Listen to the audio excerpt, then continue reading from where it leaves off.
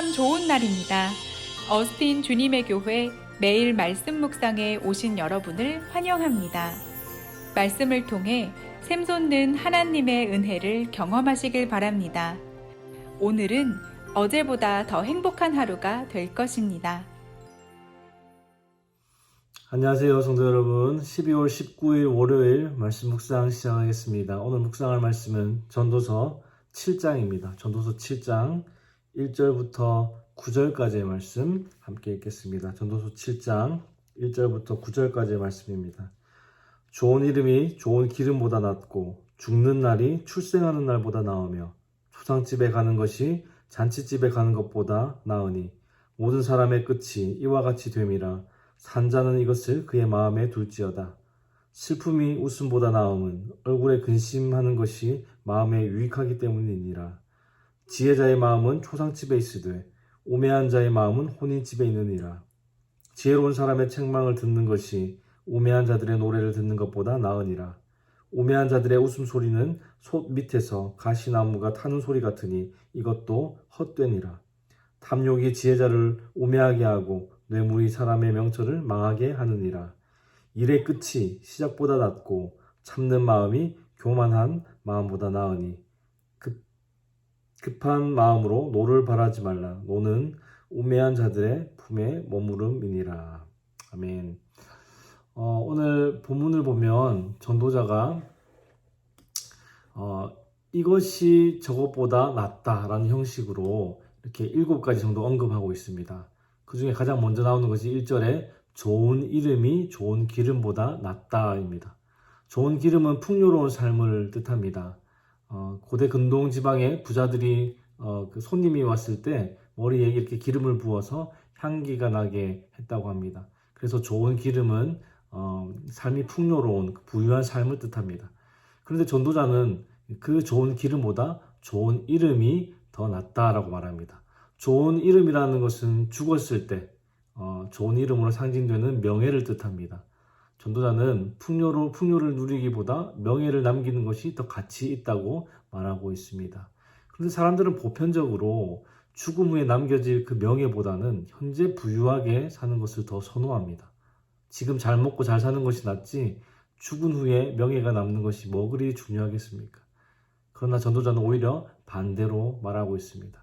그리고 또 뭐가 이렇게 낫다고 말하고 있습니까? 1절 하반절에 보니까 죽는 날이 출생하는 날보다 낫다라고 말하고 있습니다. 그리고 2절에서는요, 초상집에 가는 것이 잔치집에 가는 것보다 낫다라고 말합니다. 출생과 잔치집은 기쁨을 의미하고 또 죽는 날과 초상집은 슬픔을 의미합니다. 그러니까 기쁨보다는 슬픔이 더 낫고 가치 있고 중요하다는 말입니다. 여러분들이 잘 알고 계시는 종교개혁자 마틴 루터는 원래 법을 전공하는 법학도였습니다.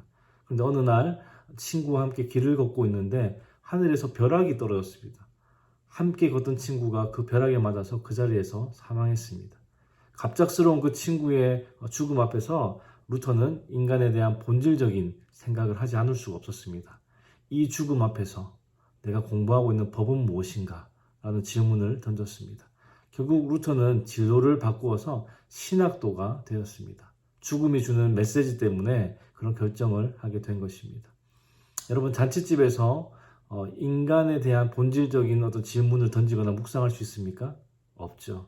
사람들은 죽음의 현장에서 사람은 어떻게 살아야 하는가? 죽음 너머에는 뭐가 있을까와 같은 인간이 반드시 한 번은 묻고 지나가야 하는 질문을 하게 됩니다. 그런 의미에서 전도자는 출생과 잔치집보다 죽음과 초상집에 가는 것이 더 낫다라고 말하고 있습니다. 우리 5절과 6절을 다시 한번 보겠습니다. 5절과 6절 다시 한번 읽어볼까요? 시작. 지혜로운 사람의 책망을 듣는 것이 우매한 자들의 노래를 듣는 것보다 나으니라. 우매한 자들의 웃음소리는 솥 밑에서 가시나무가 타는 소리 같으니 이것도 헛되니라. 전도자는 지혜로운 사람의 책망을 듣는 것이 우매한 자들의 노래를 듣는 것보다 말하고 있습니다. 지혜로운 사람들로부터든 우매한 사람들로부터든 책망 듣는 것을 좋아할 사람은 아무도 없습니다. 사람이 40살을 넘으면 남의 소리를 잘 듣지 않는다고 합니다. 40을 우리가 불혹이라고 부르지 않습니까? 안일불자의 미혹할 혹, 쉽게 세상 일에 그러니까 홀리지 않고 또렷한 판단을 할 수 있는 나이가 되었다는 뜻입니다. 좋게 말하면 유혹에 흔들리지 않는 나이라는 뜻이고, 또 안 좋게 말하면 고집이 세졌다라는 말입니다. 자기의 경험이 이렇게 축적되고 또 주관적인 어떤 세상에 대한 이해가 생기기 때문에 남의 소리를 들을 수가 없는 것이죠. 그래서 40이 넘으면 충고도 책망도 싫어합니다. 그런데 전도자는 지혜자의 책망이라면 우매자들의 노래보다 훨씬 낫다고 말합니다. 왜냐하면 우매자들의 웃음소리는 그 솥 밑에서 가시나무가 타는 소리 같아서 듣는 사람들을 불살라버리는 위험한 것이기 때문입니다. 우매한 자들의 노래는 마치 아첨과 아부처럼 달콤하겠지만 결국 해를 끼치기 때문에 귀에 거슬리고 또 마음의 상처가 될 수 있으나 지혜자들의 충고를 듣는 것이 낫다고 말하고 있습니다. 8절을 한번 보겠습니다. 일의 끝이 시작보다 낫고 참는 마음이 교만한 마음보다 나으니. 일의 끝과 시작, 그리고 참는 마음과 교만한 마음이 대조되고 있습니다.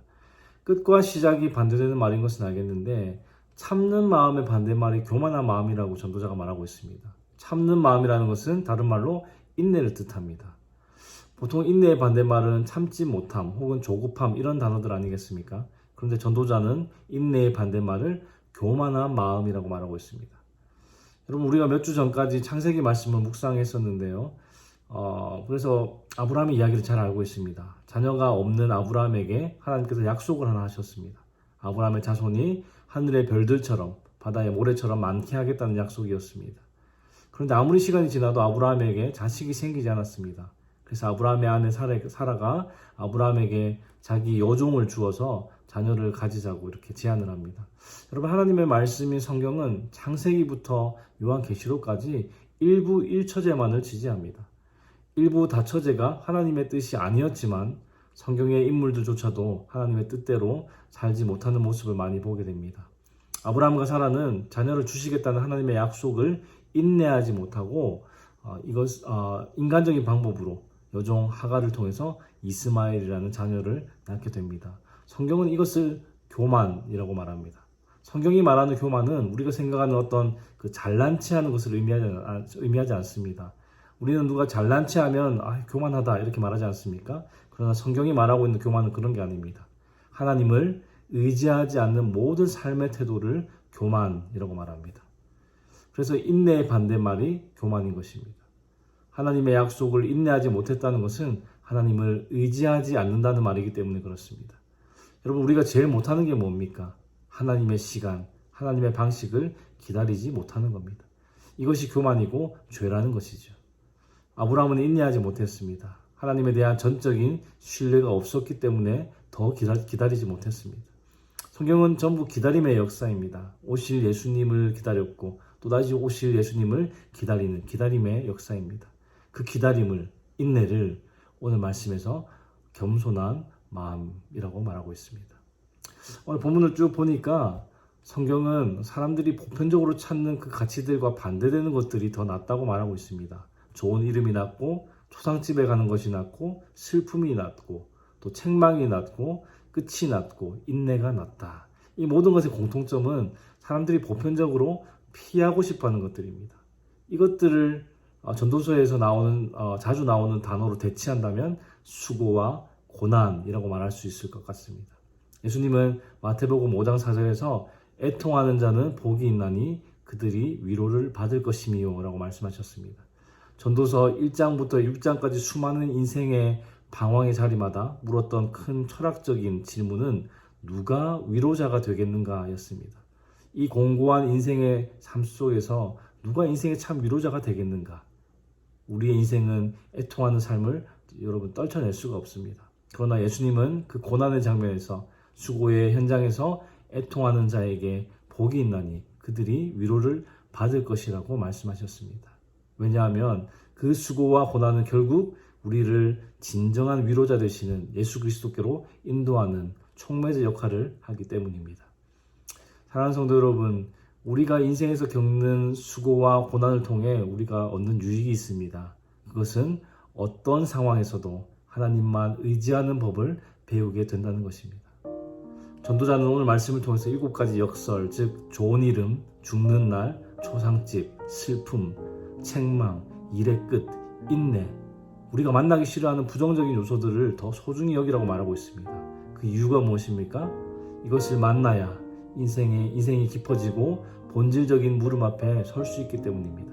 그리고 그 해답은 바로 우리의 참된 위로자 되신 예수 그리스도입니다. 우리의 죄짐과 눈물과 고난을 지시고 십자가에서 죽으신 그 예수 그리스도, 그분만이 우리가 의지하고 붙들어야 할 분이고 유일한 해답이심을 다시 한번 깨닫게 됩니다. 오늘 하루도 그 주님으로부터 인생의 해답을 얻는 저와 여러분의 삶이 되기를 주님의 이름으로 축복합니다. 기도하겠습니다. 하나님 아버지 감사합니다. 오늘도 우리의 삶을 주관하시고 인도하여 주셔서 이 아침을 하나님께로 나아감으로 시작하게 하시니 감사합니다. 주님, 우리의 삶 속에 수많은 수고와 고난의 현장에서 오직 예수님만이 우리의 진정한 위로자 되어주심에 감사를 드립니다. 우리의 죄짐과 눈물과 수고와 고난을 모두 대신 지시고 십자가에서 죽으시기 위해 이 땅에 오신 예수님, 그 주님의 사랑에 감사하고 찬양하는 이번 성탄 시즌이 될 수 있도록 주님 인도하여 주시옵소서. 주님, 오늘 하루도 주께서 주시는 힘과 은혜로 살아가기 원합니다. 주님의 도우심으로 승리하는 하루 될 수 있도록 함께하여 주시옵소서. 감사를 드리며 예수 그리스도의 이름으로 기도하였습니다. 아멘. 월요일 기도 제목으로 함께 기도하시겠습니다. 첫 번째, 한 주간 예수의 흔적이 있는 삶이 되도록 기도하실 때에 우리의 가정, 직장, 사업, 학업의 터전에서 나의 말과 행위를 통해 그리스도가 드러나게, 그리고 코로나로 인해 신앙생활이 나태해지지 않도록 기도하시기 바랍니다. 두 번째, 코로나 방역과 종식을 위하여 기도하실 때에 성도들을 바이러스로부터 보호하시도록, 그리고 성도들의 사업과 직장을 지켜주시도록 방역 당국에 지혜를 주시어 최선의 방역이 이루어지도록 기도하시기 바랍니다. 그리고 세 번째, 선교사님들을 위해 기도하실 때에 태국의 전은주 선교사님, 브라질의 김창현 선교사님, 하이티의 박동환 선교사님을 위해 기도해 주시기 바랍니다.